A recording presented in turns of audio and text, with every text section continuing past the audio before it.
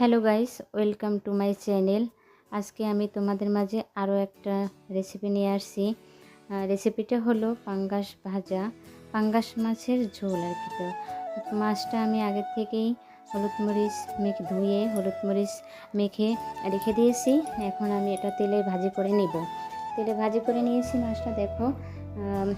আর কোটাকুটি আগে দেখাই নাই, কারণ হাতে অনেক কাজ ছিল, সময় ছিল না, যার কারণে আমি মাছটা মাখা মাখা দেখা নেই। আর মাছ কীভাবে ভাজি করে তা তো তোমরা সবাই জানো, এর জন্য আমি আর ওটা দেখাইনি। মাছটা কীভাবে রান্না করব আমি সেটা আর কি তোমাদের মাঝে শেয়ার করতেছি। তো মাছটা ভাজি হয়ে গেছে, এখন আরেকটা কড়াই বসাই দিচ্ছি। আরেকটা করে বসিয়ে দেখো, এটা আমি একবারেই করে ফেলবো, মাঝখানে আর কোনো ফোড়ন দেবো না। দেখে এতে খানিকটা জিরে দিয়ে দিচ্ছি। জিরেটা ভাজা ভাজা হয়ে গেলেই দিয়ে দেবো তেল। দেখো, তেল দিয়ে দিচ্ছি এর ভিতরে। তেল দিয়ে দেখো এর ভিতর দিয়ে দিচ্ছি পেঁয়াজ কুচি। পেঁয়াজ কুচিটা ভাজা ভাজা করে নিব। পেঁয়াজ কুচিটা ভাজা ভাজা করে নিয়ে এর ভিতর দিয়ে দেব আদা রসুন পেস্ট। আমি এভাবে ছোট ভাণ্ড করে রেখে দেই, কারণ কি সবগুলি যদি ফ্রিজ থেকে বের করি তাহলে নষ্ট হয়ে যাবে, যার কারণে ছোটো ছোটো গ্লাসে করে রেখে দিই। এক এক দিনে এক একটা ইউজ করি। তারপরে মাছ মাখা জলটা এর ভিতরে দিয়ে দিচ্ছি। এখন দিয়ে দেবো একে একে করে হলুদ, লবণ দিয়ে দিচ্ছি, মরিচ দিয়ে দিচ্ছি, হলুদ দিয়ে দিচ্ছি। মাখামাখি করে আমি আবার এতে মশলা অ্যাড করবো। এতে মশলাটা যাতে পুড়ে না যায় সেই জন্য এটার মধ্যে আমি দিয়ে দিচ্ছি, দেখো একটু জল দিয়ে দিচ্ছি, কারণ যদি পড়ে যায় তাহলে। এখন দিয়ে দিচ্ছি ধনে গুঁড়া আর দিয়ে দিচ্ছি জিরের গুঁড়া। কাঠের চুলায় তো অনেক সময় দেখা গেছে যদি গ্যাসে রান্না করতাম, তাদের দেখো এখন দিয়ে দিচ্ছি আমি সামান্য একটা বাদাম পেস্ট করে রেখে দিয়েছি, সেটা দিয়ে দিচ্ছি।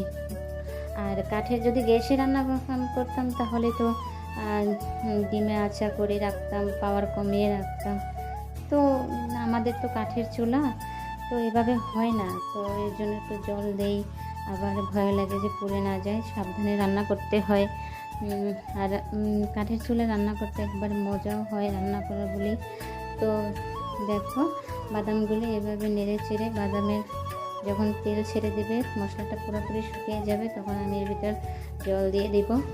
দেখো জলটা দিয়ে দিয়েছি, আর জলটা দিয়ে ভালো করে নাড়াচাড়া দিয়ে মাছগুলি দিয়ে দেব। আর আমার ভিডিওটা যদি তোমাদের ভালো লেগে থাকে তাহলে লাইক, শেয়ার, কমেন্ট করে দিও। চ্যানেলটা সাবস্ক্রাইব করে দিও, আমার পাশে থেকো। আমার নতুন চ্যানেল, কোনো ভিউ আসে না, কী করব বলো? তারপরও তো ভিডিওগুলি দেই, কী করব, দিতে হবে, আমাদের প্রতিদিনই দিতে হবে। আমি যেভাবে রান্না করছি তোমাদের যদি ভালো লেগে থাকে তাহলে তোমরাও এভাবে রান্না করতে পারো। রান্না যেভাবে করবে সবই মজা হয়, মন থেকে যেটাই রান্না করবে, যে যার মন থেকে রান্না করলে সব রান্নাই মজা হয়। রান্নার কোনো শেষ নাই, কিন্তু রান্না করতে হলে মন লাগে। মন থেকে যেভাবেই রান্না করবে সেইভাবেই মজা হবে। এই পাঙ্গাস মাছের ঝোলটা না অনেক মজা হয়েছে, খেয়ে বললো আমাকে। তো একটু ঢাকনা দিয়ে ঢাকার পরে একটু গরম মশলার গুঁড়ো দিয়ে আমি এটাকে নামিয়ে ফেলবো। তো আমার ভিডিওটা তোমাদের ভালো লেগে থাকে তাহলে কিন্তু অবশ্যই একটু শেয়ার করে দেখো। আর কত সুন্দর কালার হয়েছে সেটাও দেখো তোমরা। আর খেতেও অনেক সুস্বাদু হয়েছে। ভিডিওটা দেখো। তাহলে বন্ধুরা এখন রাখছি, আবার দেখা হবে বা কথা হবে আগামী কোনো ভিডিওতে। তো ভালো থেকো সবাই, পাশে থেকো আমার। এইভাবে একটু ভিডিওগুলি দেখো যাতে আমার একটু শেয়ার হয়, মানে